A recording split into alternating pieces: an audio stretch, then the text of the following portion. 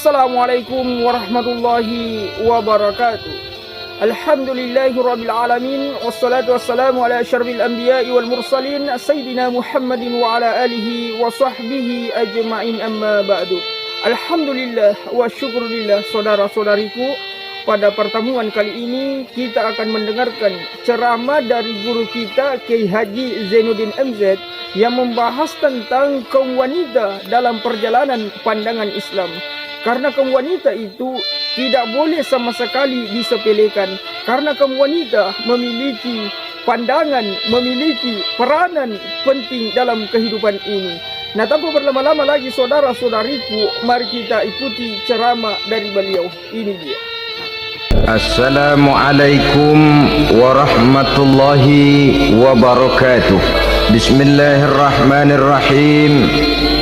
Alhamdulillahi rabbil alamin. Wassalatu wassalamu ala asyrafil anbiya'i wal mursalin wa ala alihi wa sahbihi ajma'in, amma ba'du. Saudara-saudara kaum muslimin rahimakumullah, salah satu dari misi Islam ialah mengangkat harkat dan martabat manusia yang sebelumnya dibedakan oleh warna kulit, oleh suku bangsa dan bahasa. Seluruhnya diikat dengan satu akidah, menghilangkan perbedaan akibat warna kulit, suku bangsa dan bahasa. Termasuk dalam upaya itu betapa Islam telah mengangkat harkat dan martabat kaum wanita. Maka pada pertemuan kali ini kita akan membicarakan tentang peranan wanita sepanjang pandangan agama. Sebelum Islam datang, nasib perempuan nyaris hanya berputar di segitiga saja. Dapur, sumur, kasur. Kasur, sumur, dapur. Seolah-olah wanita terpaut dengan tiga itu tadi. Seolah-olah wanita tidak bisa berbuat lebih banyak daripada itu. Bahkan di tengah masyarakat jahiliyah, bayi perempuan mendatangkan aib sehingga mereka lalu dikubur hidup-hidup. Maka datang Islam dengan tegas mencanangkan satu revolusi yang mengangkat harkat dan martabat kaum wanita. Nabi bersabda, "An-nisa'u imadul bilad, iza saluhat saluhal bilad, wa iza fasadat fasadal bilad." Wanita adalah tiang negara. Jikalau baik wanita, baiklah negara. Jikalau rusak wanita, hancurlah negara.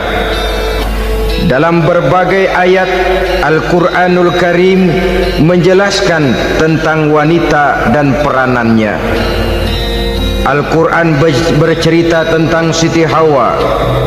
Al-Quran bercerita tentang anak perempuan Nabi Adam, Iklimah dan Labuda, yang menyebabkan Habil dan Qabil saling berbunuh-bunuhan. Al-Quran menceritakan bagaimana ibunya Nabi Musa mendapat wahyu untuk menghanyutkan anaknya di hilir sungai Nil. Al-Quran bercerita tentang Siti Maryam, ibu daripada Nabi Isa. Al-Quran bercerita tentang dua putri Nabi Yusuf yang akhirnya salah satunya menjadi istri daripada Nabi Musa. Pun Al-Quran bercerita tentang Ratu Balkis, seorang wanita yang menjadi penguasa di negeri Sabah, yang demikian besar pengaruhnya dan wawasannya. Dan banyak lagi Al-Quran menceritakan keadaan kaum wanita, sampai-sampai dalam Al-Quran ada satu surah yang dinamakan surah An-Nisa. Ini seluruhnya berarti bahwa Al-Quran telah menempatkan kaum wanita dalam satu posisi yang mulia dan terpuji. Al-Quran memberikan emansipasi, bahwa wanita berhak mengejar kemajuan sebagaimana halnya kaum laki-laki. Tetapi sungguh pun demikian, Al-Quran tetap memberikan batasan-batasan sepanjang emansipasi itu tidak bertentangan dengan kodrat kewanitaan itu sendiri. kalau persamaan dan kemajuan, kalau emansipasi dan hak asasi sudah tidak sesuai lagi dengan kodrat kewanitaan, pada akhirnya bukan mengangkat harkat dan martabat kaum wanita, justru malah merendahkan derajat dan martabat kaum wanita itu sendiri. Seperti sebagian besar wanita ini, mereka berteriak menuntut tentang persamaan hak, tapi mereka melupa apa batasan daripada persamaan hak itu sendiri.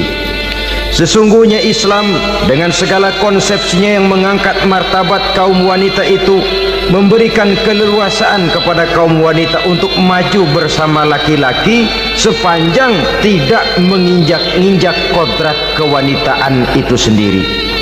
Kalau sudah sampai kepada menginjak kodrat kewanitaan, maka akan merendahkan martabat kaum wanita. Sebab apa? Secara fisik dan psikis, agaknya memang laki-laki sudah ditakdirkan oleh Allah untuk menjadi pembimbing bagi kaum wanita. Walaupun tidak tertutup kemungkinan wanita tampil sebagai pemimpin, tetapi dari segi fisik biologis misalnya, laki-laki itu diciptakan kekar, kuat untuk memikul dan melaksanakan tugas-tugas yang berat.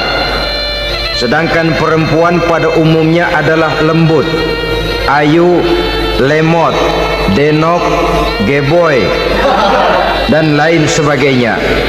Maka kalau kita baca sejarah, Allah itu belum pernah mengutus rasul perempuan. Semua rasul laki-laki.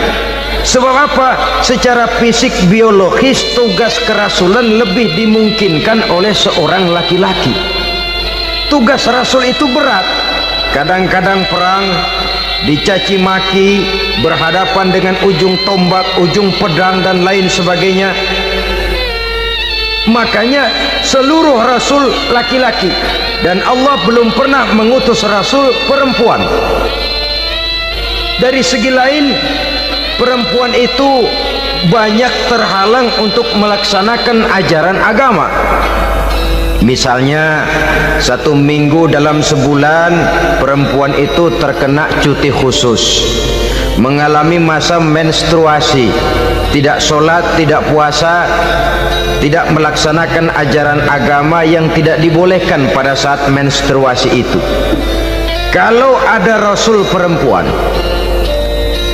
lalu saat malaikat akan menyampaikan wahyu, kebetulan rasulnya sedang wah, itu bisa balik-balik lagi malaikat Jibril ke langit itu.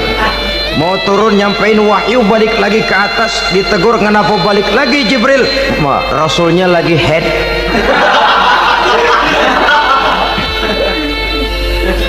Atau pada saat agama dalam bahaya, agama dalam hinaan, agama dalam ancaman, rasulnya perempuan kebetulan sedang hamil besar.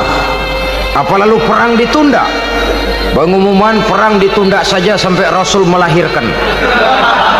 Tentu lebih tidak mungkin lagi. Secara fisik biologis, laki-laki lebih memungkinkan untuk melaksanakan tugas kerasulan ini. Maka seluruh rasul yang diutus Allah adalah laki-laki. Saudara hadirin yang saya muliakan, sungguh pun demikian, Islam itu mengangkat martabat wanita sedemikian tinggi sebagai tiang negara yang menentukan jatuh dan bangunnya negara, yang ikut mewarnai bahkan menjadi warnanya suatu negara. Walaupun peranannya memang tidak begitu kelihatan, tapi sesungguhnya amat sangat menentukan. Oleh karenanya, secara umum emansipasi yang digariskan oleh Islam, emansipasi yang tidak bertentangan dengan kodrat kewanitaan di berbagai aspek kehidupan. Kalau sekarang emansipasi ini kelihatannya sudah salah pasang, salah kaprah. Bahkan belum lama kita menyaksikan bagaimana ada binaragawati. Di zaman sekarang perempuan sudah mulai angkat besi. Saya mulai mikir, kalau perempuan sudah pada angkat besi, ini sudah tanda suaminya udah dekat dibanting-bantingin ini. Tahun-tahun mendatang mungkin akan menyusul perempuan mulai narik becak.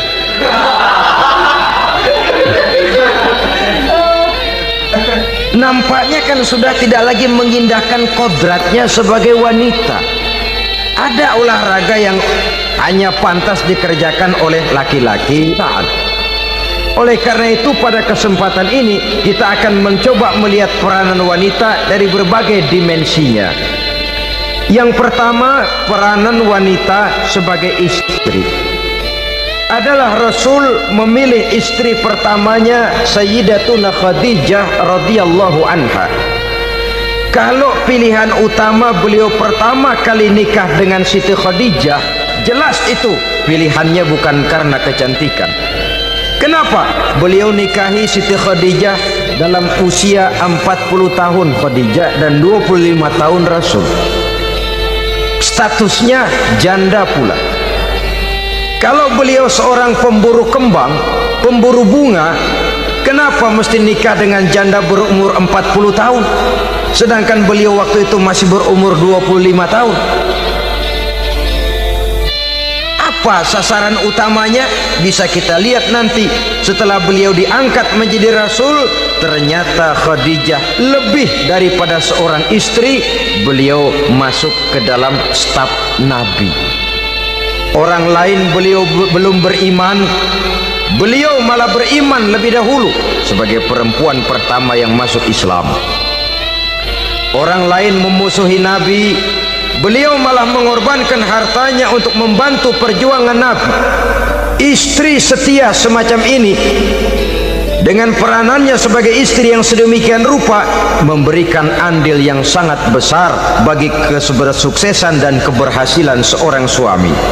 Yakinlah saudara, tidak ada seorang suami bisa meraih sukses yang besar, jadi apapun dia, profesi apapun yang dipegangnya, apa dokter, apa insinyur, apa pejabat pemerintah, apa politikus, apa ekonom, apa budayawan, apa kiai, apa mubalik, tidak ada yang bisa meraih sukses yang besar tanpa peran serta istrinya, walaupun tidak begitu kelihatan dan nampak oleh pandangan mata yang zahir. Sebaliknya, seorang istri bisa mempengaruhi suaminya. Seorang suami yang jujur, polos, lugu, sederhana bisa jadi koruptor ulung kalau didorong-dorong oleh istrinya. Seorang istri Pak Lurah memang tidak ikut mengatur kelurahan, tapi dia bisa mewarnai suaminya. Seorang istri gubernur memang tidak ikut mengatur provinsi, tapi dia bisa mewarnai suaminya. Sepanjang warnanya positif, tentu sangat baik dan sangat diharapkan. Tetapi kalau warnanya negatif, kiamatlah akibatnya umat ini. Oleh sebab itu, peran pertama dari kaum wanita sesungguhnya adalah sebagai istri yang mendampingi suami untuk mengolah dan melaksanakan tugas-tugas besar. Dari seorang yang paling kecil sampai kepada seorang yang punya jabatan paling tinggi sekalipun, pengaruh dan peranan istri memang sangat menentukan. Saudara hadirin kaum muslimin rahimakumullah, itulah sebabnya Nabi menikah dengan Siti Khadijah. Dan lebih dari itu, sebelum menikah dengan Nabi, Siti Khadijah itu sudah terkenal sebagai pengusaha wanita, business girl kalau bahasa sekarang ini.